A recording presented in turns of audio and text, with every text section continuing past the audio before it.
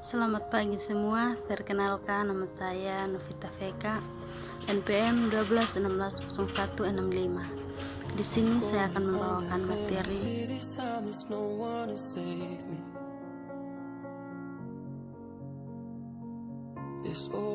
teori Hexer-Ohlin. Teori ini dikembangkan oleh ahli ekonomi Swedia Eli Hexer dan muridnya Bertil Ohlin. Teori kelimpahan faktor ini terdiri dari dua teori. Yang pertama, teori Hexer-Ohlin, dan kedua, teori kesamaan faktor harga. Teori klasik menunjukkan bahwa dasar utama negara-negara melakukan perdagangan adalah karena adanya keuntungan komparatif. Telah diketahui sebelumnya bahwa teori keuntungan kooperatif yang ditulis oleh David Ricardo didasarkan atas perbedaan efisiensi dan berproduksi. Teori Hexer-Ohlin didasarkan atas dua kondisi penting sebagai dasar dari munculnya perdagangan internasional, yaitu ketersediaan faktor produksi dan intensitas dan dalam pemakaian faktor produksi atau proporsi faktor produksi. Oleh karena itu, teori Hexer-Ohlin sering juga disebut teori proporsi atau ketersediaan faktor produksi. Dalam analisisnya, teori Hexer-Ohlin menggunakan dua kurva, yaitu kurva yang menggambarkan total biaya produksi yang sama dan kurva yang menggambarkan total kuantitas produk yang sama. Selanjutnya, teori Hexer-Ohlin menggunakan asumsi 2x2x2 sebagai berikut. Yang pertama, perdagangan internasional terjadi antara dua negara, misalnya Indonesia dan Jepang.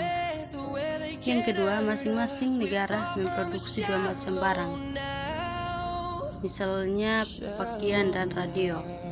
Yang ketiga, masing-masing negara menggunakan dua macam faktor produksi, yaitu tenaga kerja dan kapital. Untuk lebih jelasnya kita lihat kurva berikut.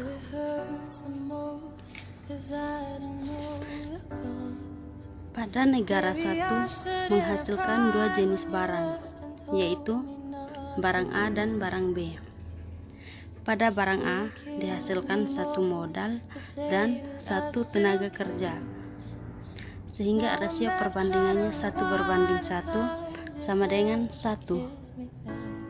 Pada barang B dihasilkan satu modal dan 4 tenaga kerja, sehingga rasio perbandingannya 1:4.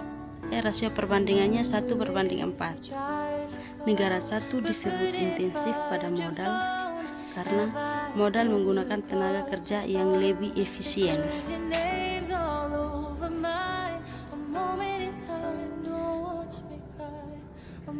Negara 2 menghasilkan dua barang, yaitu barang A dan barang B.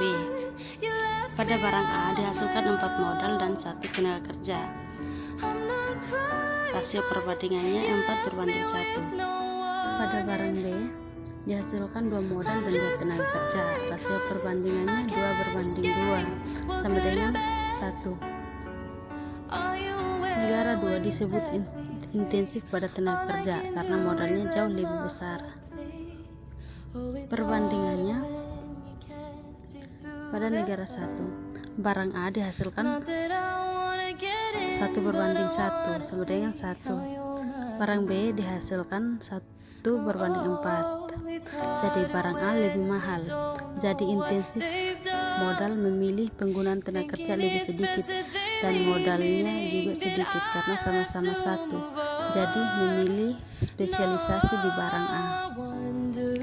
Selanjutnya di negara 2 dibandingkan barang A 4:1 dan barang B 2:2 sama dengan 1.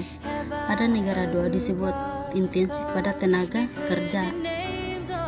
karena tenaga kerja lebih efisien dan modalnya lebih sedikit, dan spesialisasi di tenaga kerja karena penggunaan modalnya lebih sedikit. Setelah itu, pada negara satu akan memproduksi barang A dan mengimpor barang B, dan pada negara dua akan memproduksi barang B dan mengimpor barang A.